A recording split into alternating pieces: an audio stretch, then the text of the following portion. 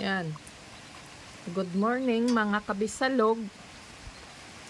Ganito ng sitwasyon sa amin ngayon dito sa Quezon Province. Ang tubigan namin doon sa kabila, nagmistulang dagat na. Ayun. Oh. Dagat-dagatan na, ito na lang kita ang damo. Dahil ito ay walang tanim. Doon, inisom ko na para malapit. Yun, hanggang doon sa ibaba na yun, mistulang dagat na. Sayang yung mga palay nga hindi pa naani, na malapit na sanang anihin, malapit nang maharbis, tapos dinaanan ng bagyong Christine, ganyan na ang nangyari, mistulang dagat na. Hindi nakita ang palay, lunod na. Doon sa aming bukid, yun ang diretso na yung pataas, yan dyan, pataas na yan. Yan ay ang aming tubong nga bukid doon sa unahan. Ang aming palay harvest, naka-schedule na rin yun sa harvest, sa harvester sa Halimaw. Kaya lang, hindi nga natuloy dahil sa bagyong Christine. Ngayon, yan na ang nangyari. Mistulang dagat na talaga. Kawawa naman yung may mga may-ari dyan sa pababa na yan. Halos lahat hindi pa na ani ang mga palay dyan.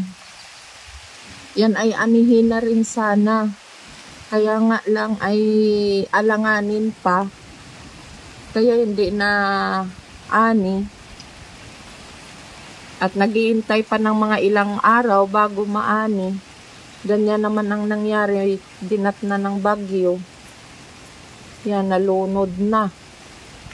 Grabe ang sacrifice namin nga magsasaka para lang makatanim ng palay at magkamayro ng bigas. Ganyan naman nangyari sa amin. Yan talagang gulpi ang kwan dito sa amin, ang baha. Oh.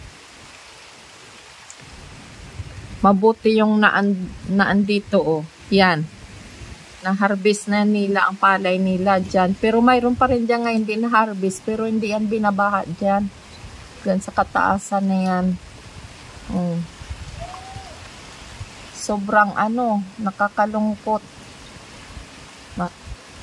Kakadurog ng puso ang nangyayari dito ngayon sa amin na nadala ng gawa ng Bagyo Christine na ito. Yun, doon talaga sa amin banda, sa amin tubigan, puno talaga ng tubig. Malaking gastos sa tubigan. Ganyan ang mangyayari pag malapit ng anihin, madaanan ng kalamidad na gayan. Yan. Wala nang maani dahil ganyan na. Lunod na sa baha. Mamaya patawid kami sa aming bukid. Tingnan namin dahil ang aming palay ay Diyos ko po. Yan, ang update ko sa inyo dito sa amin sa Quezon Province. Yan. Grabe ang lakas ng hangin ngayon oh. Sa baha dito sa amin. Doon sa nahan na yun ay walang baha doon. Hindi malalim ng tubig doon dahil doon ay kataasan. Mataas ang tayo ng tubigan doon. Ang baha ay dito lang sa amin. Dito oh. Dito lang ang abot ng baha. Doon sa malayo na yon. Part 3 ito. Update dito sa baha sa amin. Sa Quezon Province.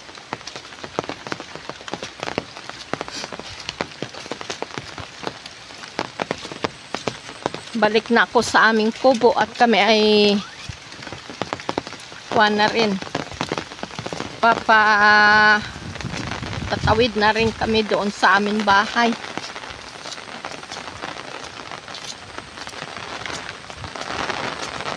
Yan. Grabe.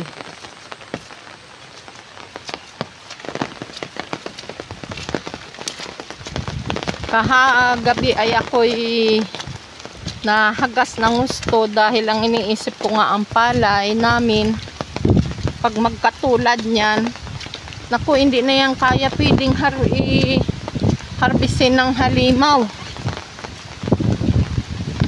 Kailangan na yan ay tao na ang kailangan dyan.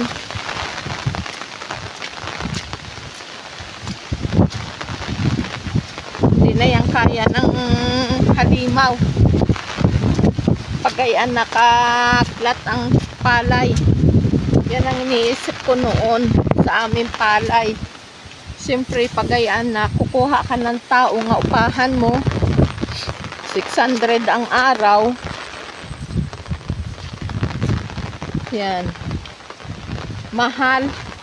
Bala mapapatagal ang pag-ani dahil gayan plat na plat.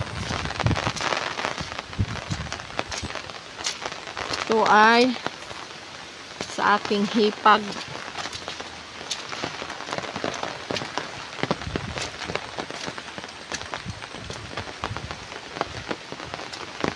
May katawid na. Oh, yan ang daming bagsak ng ano, mga kahoy.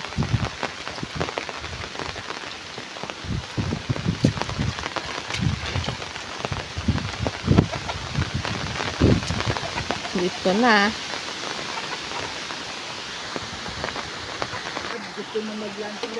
Tara daw. Diyan daw, tingnan natin.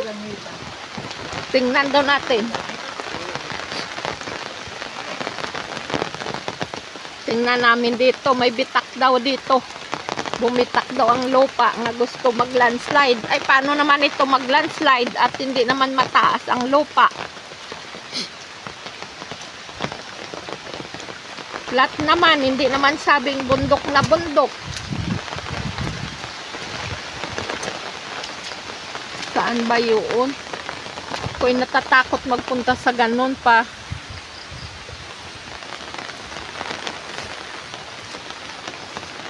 Baka mamaya ay bigla na lang guguho.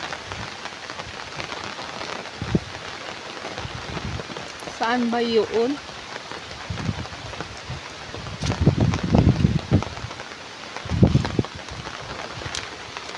Tingnan natin dito.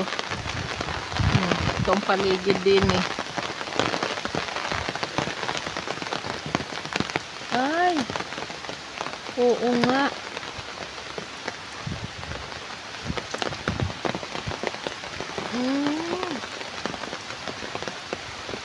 Ari oh.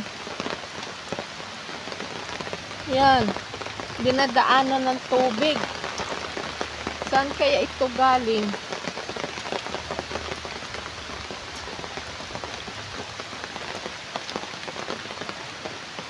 Ang lalim ay oh. Tubig ang laman. Doon galing sa bundok. Ay, ari pa oh.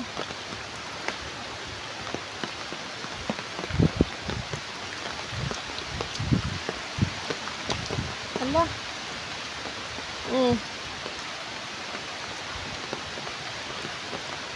May mga bitak. Ari oh.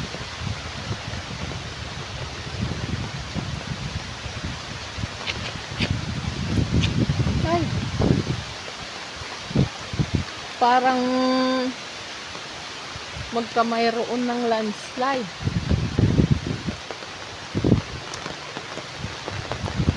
Ari.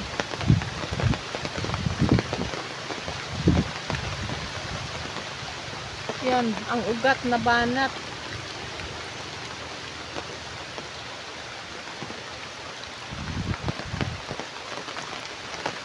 Kuha na nga ito.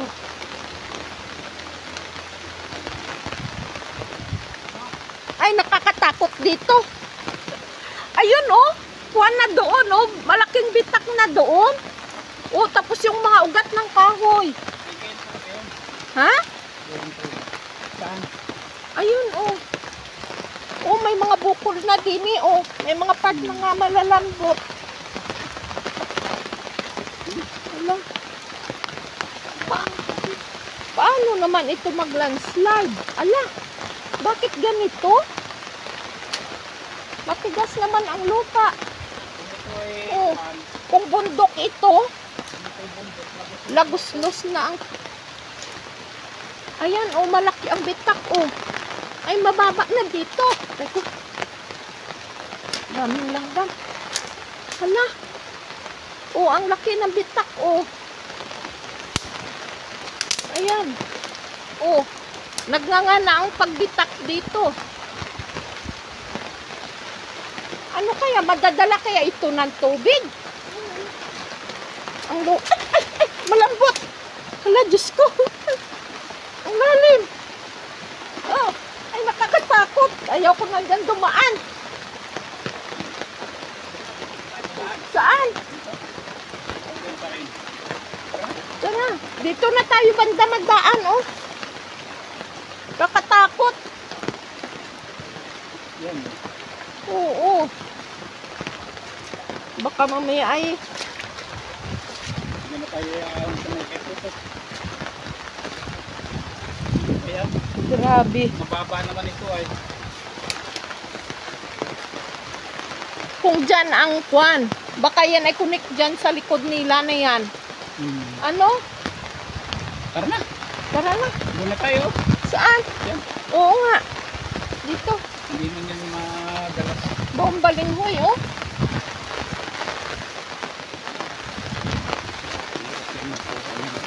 Hindi sa akin. Yan. Grabe. Nakakat... Kung ito ay matarik, ay Lagos-los na ano. Ang bitak ay...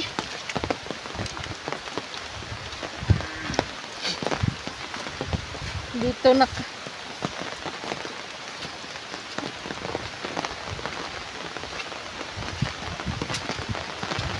Ito ang connect dito. Sa tubugan. Oh. Oh, malalim. Ay, malalim pala ang bitak pa, oh.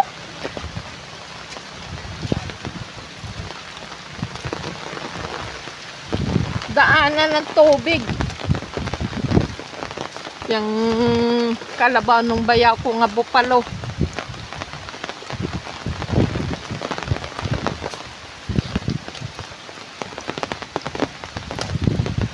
Grabe ang bitak ng lupa dyan. Aksyon nga mag-landslide. Grabe.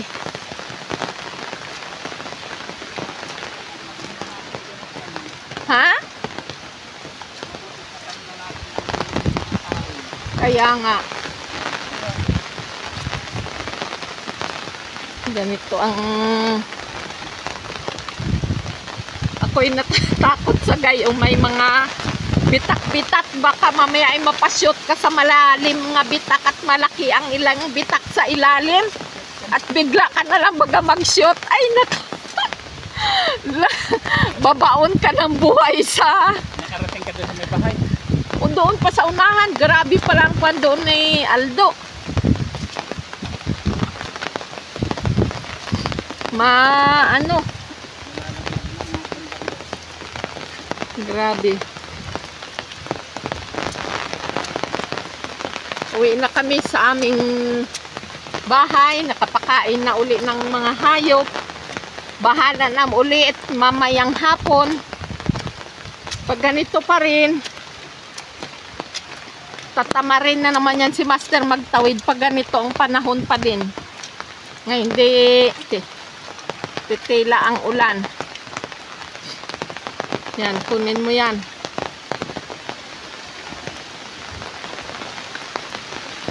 Ang wire ng aming kuryente. Sana magkamayroon na ng kuryente doon sa amin sa tabing highway.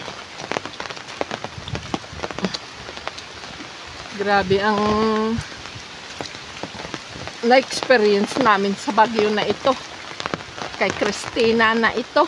Ay, kay Christine. Mga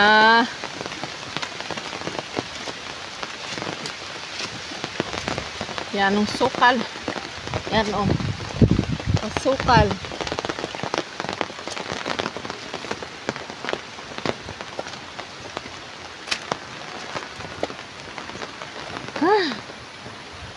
Sa loob. Oo, dyan ako.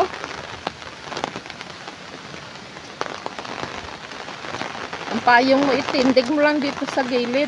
Pumasok ka na.